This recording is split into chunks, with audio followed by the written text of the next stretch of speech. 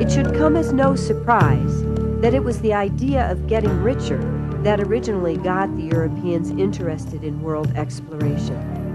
Richer by trading in Asian luxury items such as silks, spices, jewels, and porcelains. But in the 15th century, there was an obstacle to that trade. The fact that it was completely controlled by hostile Muslim nations who ruled key lands between Christian Europe and the great trading centers of the Far East. The trade in Asian goods had long followed very definite routes.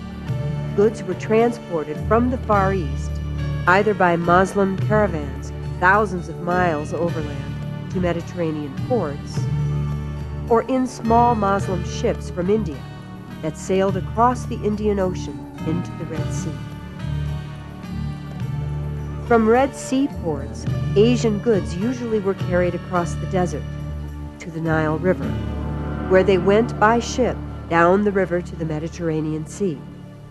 Once the goods reached the Mediterranean ports, the Muslim traders would sell them only to merchants from the Italian city-states of Genoa and Venice.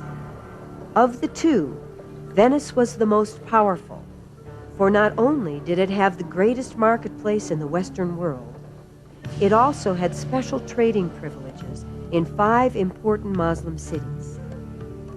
Other European nations had never been successful in changing the strict trading arrangements between the Italians and the Muslims.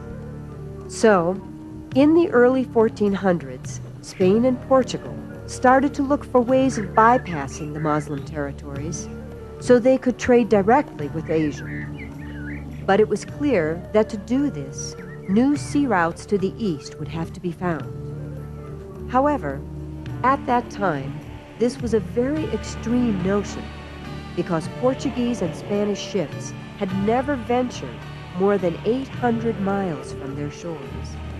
And they realized that if they were to find a new sea route to Asia, they would have to learn a lot more about navigation, the method by which sailors learn the positions of their ships at sea, or they could get hopelessly lost. And yet, they were completely unfamiliar with astronomy and mathematics, the 2 crucial sciences upon which navigation depends.